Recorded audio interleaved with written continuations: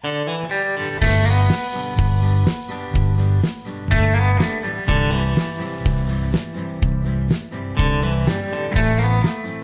Friends, welcome to Madras சமையல். இன்னைக்கு நம்ம மெட்ராஸ் சமையலில் வீடே நல்ல கமகமன் மணக்கும் ரசம் எப்படி பண்ணுறதுன்னு பார்க்கலாம். இதை வந்து நம்ம செஞ்சு முடித்ததும் வீட்டில் இருக்கிற எல்லாரையும் சாப்பிட சுண்டி இழுக்கும். அந்த அளவுக்கு சூப்பரான நல்ல வாசனையான ரசம். இது எப்படி பண்ணுறதுன்னு பார்க்கலாம். இது பண்ணுறதுக்கு ஃபஸ்ட்டு வந்து நம்ம புளி தண்ணியை கரைச்சி வச்சிடலாம். அதுக்கு நான் இன்றைக்கி வந்து ஒரு பெரிய நெல்லிக்காய் சைஸ் புளி எடுத்திருக்கேன். அதை வந்து ஒரு பவுலில் மாற்றிட்டு கூடவே 2 கப் போல் தண்ணி சேர்த்து ஒரு 15 நிமிஷம் போல் நம்ம ஊற வச்சிடலாம். இப்போது புளி நல்லா ஊறி ரெடியாக இருக்குது. இந்த ஸ்டேஜில் நம்ம கை வச்சு நல்லா கரைச்சி புளி தண்ணி ரெடி பண்ணி வச்சிடலாம். அதுக்கப்புறமா 2 தக்காளி எடுத்திருக்கேன். நல்லா பழுத்த தக்காளியாக 2 எடுத்துக்கோங்க. அதை வந்து நம்ம மறுபடியும் கை வச்சு நல்லா மசிச்சிட்டோம் அப்படின்னா ஈஸியாக வந்துடும். நல்லா பழுத்த தக்காளியாக எடுத்துக்கோங்க. அப்போ வந்து இன்னும் நல்ல டேஸ்ட் இருக்கும். இந்த மாதிரி தக்காளியும் நல்லா ரெடி பண்ணி வச்சுருக்கோம். இப்போ அடுத்தது ஒரு மிக்ஸி ஜார், அப்படி இல்லைன்னா இந்த மாதிரி ஒரு கல்லில் கொஞ்சமாக 1/4 டீஸ்பூன் போல் மல்லி விதைகள் சேர்த்துக்கோங்க. கூடவே 1 டீஸ்பூன் மிளகு, அப்புறமா 1 டீஸ்பூன் சீரகம் சேர்த்துட்டு ஃபஸ்ட்டு வந்து இதை நம்ம வந்து கொஞ்சம் இடித்து வச்சிடலாம். மிக்சியில் அரைக்கிறதா இருந்தால் பல்ஸ் மோடில் அரைச்சிக்கோங்க. இப்போ இந்த மாதிரி இடித்ததுக்கப்புறமா இதில் நான் வந்து கொஞ்சம் பெருங்காய கட்டி எடுத்திருக்கேன். கூடவே கொஞ்சமாக மஞ்சள் தூள், 1/4 டீஸ்பூன் போல் மஞ்சள் தூள். நம்ம வந்து பெருங்காய தூளாக சேர்க்குறத விட ரசத்துக்கு வந்து இந்த மாதிரி கட்டி பெருங்காயத்தை நம்ம இடித்து சேர்க்கும் போது இன்னும் நல்ல வாசனையாக இருக்கும். இது வந்து கண்டிப்பாக இந்த மாதிரி சேர்த்து பாருங்கள், ரொம்ப நல்லாயிருக்கும். இப்போ இதுவும் இடிப்பட்டதுக்கப்புறமா இதில் 8 பல் போல் பூண்டு, அதை வந்து கொஞ்சம் தோலோடே வச்சுருக்கேன். அது கூடவே வந்து கொஞ்சமாக மல்லி இலை, அது வந்து அந்த ஸ்டெம்மோடு வச்சுருக்கேன்.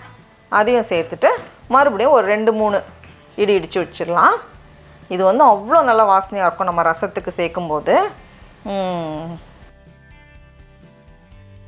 இப்போ எல்லாமே ரெடியாக இருக்குது. நம்ம வந்து ஃப்ரெஷ்ஷாக மசாலா இடித்து சேர்க்கும்போது ரசத்துக்கு வந்து இன்னும் நல்ல வாசனையும் டேஸ்ட்டும் கொடுக்கும்.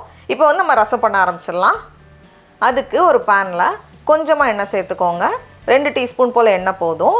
ரொம்ப எண்ணெய் மிதந்தால் நல்லா இருக்காது. எண்ணெய் சூடானதும் இதில் தாளிக்கிறதுக்கு கொஞ்சமாக கடுகு சேர்த்துக்கோங்க. கூடவே 10 போல் வெந்தயம், அதுக்கப்புறமா 2 காஞ்ச மிளகாய் எல்லாத்தையும் சேர்த்துட்டு ஒரு வாட்டி கலந்ததுக்கப்புறமா இதில் நம்ம ஃப்ரெஷ்ஷாக இடித்து வச்சுருக்கோம்ல பூண்டு, சீரகம், மிளகு, அதெல்லாம் அதை வந்து அப்படியே சேர்த்துடலாம். கூடவே ஒரு கொத்து கருவேப்பிலை இலை, அதை 1-2 பிச்சு சேர்த்துக்கோங்க. அப்போ தான் இன்னும் நல்லா வாசனையாக இருக்கும். இதை வந்து அப்படியே சேர்த்துட்டு அந்த எண்ணெயோட மிக்ஸ் பண்ணும்போது அவ்வளோ நல்ல வாசனையாக இருக்கும்.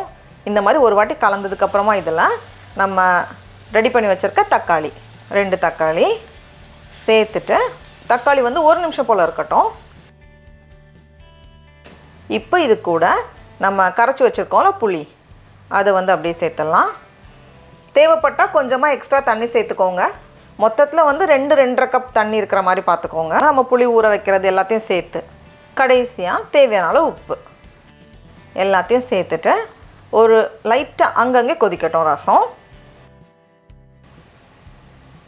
இப்போ பார்த்தோம் அப்படின்னா அங்கங்கே கொதிக்க ஆரம்பிச்சிருக்கு. இந்த ஸ்டேஜ் கரெக்டாக இருக்கும். இதுக்கு மேலே நமக்கு வந்து கொதிக்க வைக்க வேண்டாம். இப்போ நம்ம ஸ்டவ் ஆஃப் பண்ணிவிட்டு இதில் வந்து கொஞ்சம் நறுக்கின மல்லி இலை, கடைசியாக 4-5 கருவேப்பிலை இலை, அது வந்து 1-2 பிச்சு வச்சுருக்கேன். எல்லாத்தையும் சேர்த்துட்டு கலந்துட்டோம் அப்படின்னா நம்மளோட சூப்பரான ரசம் ரெடி ஆகிரும். தடா, நம்மளோட சூப்பரான நல்ல வாசனையான ரசம் ரெடியாக இருக்குது. இப்போ நம்ம டேஸ்ட் பண்ணி பார்க்கலாமா? இதை வந்து அப்படியே ஒரு டம்ளரில் ஊற்றி நம்ம வந்து குடிக்கலாம். அந்தளவுக்கு நல்லாயிருக்கும்.